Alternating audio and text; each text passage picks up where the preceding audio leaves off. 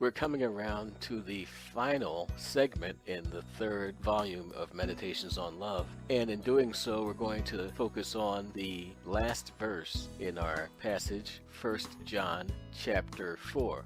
Verse 21 says, "And this command, this change, this order, this injunction we have from him, from God, that he who loves God shall love his brother, his fellow believer also." Now, this is very important, and again, this is a summation of what we've covered previously. God commands us, orders us, charges us, gives us an injunction to love our brother if we love God. If we don't love God, we're going to hate everybody, I guess. So what is John talking about here? Well, throughout the epistle, 1 John chapter 2, verse 7 and 8, 1 John chapter 3, verse 23, all over, John is saying that the commandment to love is nothing new.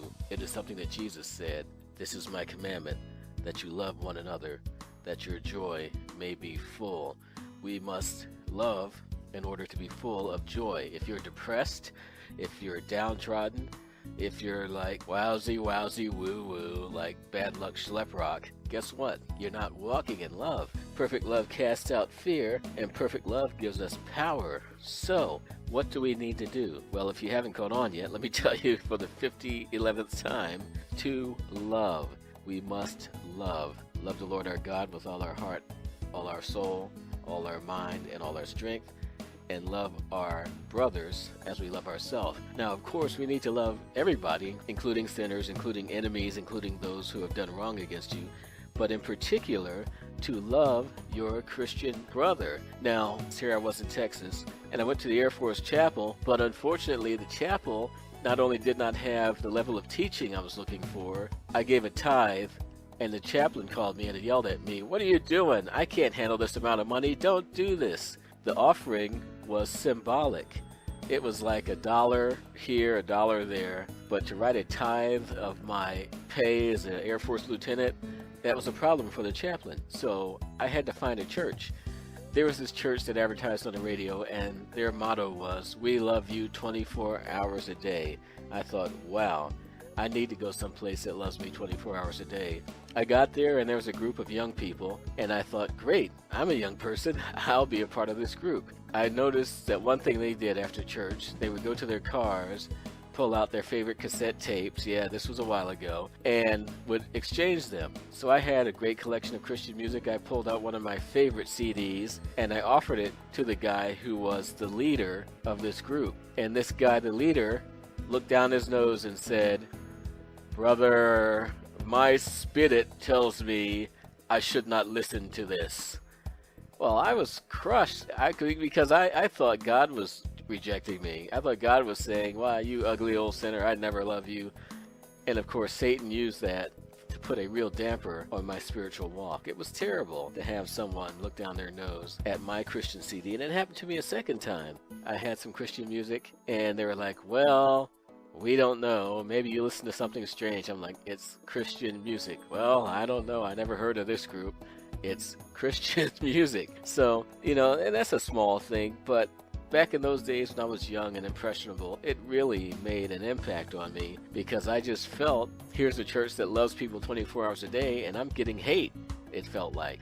We need to love one another and not just make a pretense at socializing, not just make a pretense, "I love you with the love of the Lord," pat, pat, pat on the back, but to really, truly love people. Love is action. God so loved the world that he gave his only begotten Son. So I made this mention earlier in the series. If you see somebody standing out in the rain, offer them a ride. I was in a church in Singapore, and one thing about Singapore, it is hot.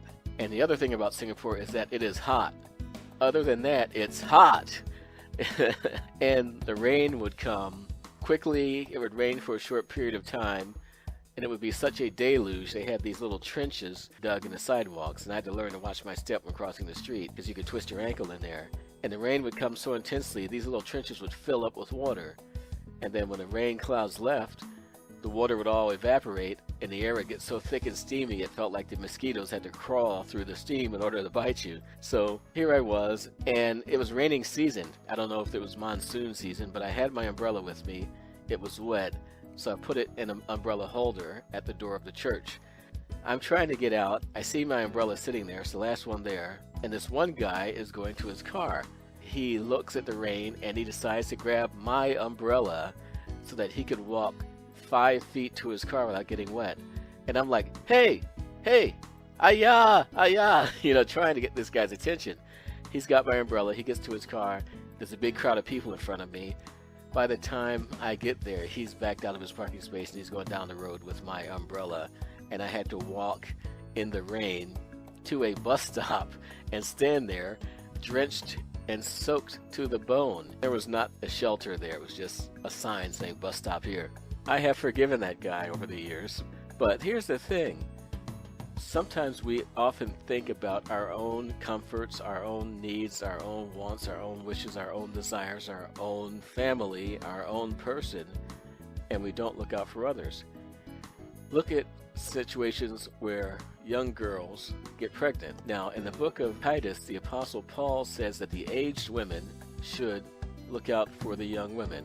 The aged men should look out for the young men. And these are elders or the presbytery who had experience in life. They had experience with God. And their chronological and spiritual maturity meant that they understood things that young people don't. I remember going to a Christian camp as a teenager, and one of the older women was watching us boys kind of cavorting around with the girls, and the girls were giggling. They enjoyed the attention. And us boys are like, hamana, hamana, hamana. We're teenagers. We don't know any better. And the older woman pulled the girl aside and said, you need to have better respect for yourself. And I thought, oh man, she's killing our fun. But really, she was doing what Paul commanded in the book of Titus, because we were just boys horsing around, clowning around, enjoying the feminine presence among us. But this is how pregnancies happen. This is how broken homes happen. This is how children without a father figure come into the world. This is how children get abused and abandoned in the world, because people do things that lead to a consequence that they are not ready to accept or to handle.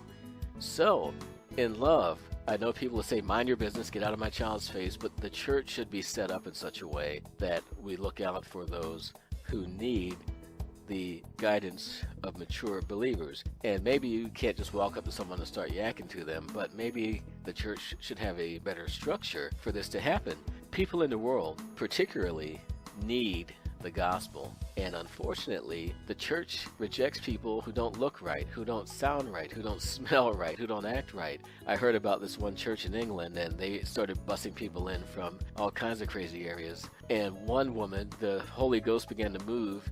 She didn't know what it was. She felt the power of God, and she stood up and said, what the flarn was that? Well, you know what? That is a good way to disrupt the church service, and it did. And I'm not saying that she should have had the freedom to curse, but what I am saying is, here is someone who didn't know any better but to curse, but now she has grown and experienced with God. In case she thinks God is an abstract idea, mythology, whatever, now she's felt presence of God, and she didn't know how to react to it. Let me tell you, when I was a college student in the freshman dorm reading a book by Oral Roberts about the prayer language of the Spirit, and he said, now that you've read the scriptures and understand what this prayer language is for, open your mouth and speak. Now, I'm a Baptist boy, and everyone told me tongues was of the devil, or it had passed away. But I thought, this guy's telling me to open my mouth? That's crazy. And I opened my mouth, and the power of God started to swell up in me, and I got so scared, I threw the book into a desk drawer, slammed it shut, and ran out of the room. I'm sure I grieved the Spirit. Lord, forgive me. But it makes a point. The point is, people will be exposed to things that they don't know how to handle, and if they're a cusser, they may cuss. And if something else, they may do something else. But the point is, get them into a place where they can receive the gospel, where they can receive the ministry of Jesus Christ, and where God can make changes in their lives. Stop being so stuck up. Stop being so full of yourself. Stop looking down on people and saying, why, I wouldn't do that. Well, maybe you would if you were in their shoes, but even though they're doing that, that doesn't mean you should just mistreat them or ignore them. No, pray for them. That's the key. When you see people in sin, pray for them. You see a woman on the street corner, pray for her. You see some sort of thing that you don't agree with, pray for them. Pray for the alcoholics. Pray for the drug users. Pray for the drug dealers. Pray for the politicians. Don't say, why I hate those Democrats, why those Republicans, why those libertarians, I can't believe those independents. Pray for them. because God puts people in office. He puts people in leadership. He can knock them down. He can raise them up. But we as the body of Christ need to pray that we might live peaceably and have good lives. So let's wind this up by just going back over verse 21. God gives us a command, a charge, an order, and an injunction to love our brother if we love God. Love our brother, our fellow believer. Let that love emanate from you. Be so full of love that it's like a full glass of water. It just sloshes over whenever it's bumped or whenever you're moving. Be filled and overflowing with the love of God. We hope you enjoyed Volume 3 and Meditations on Love. God bless you.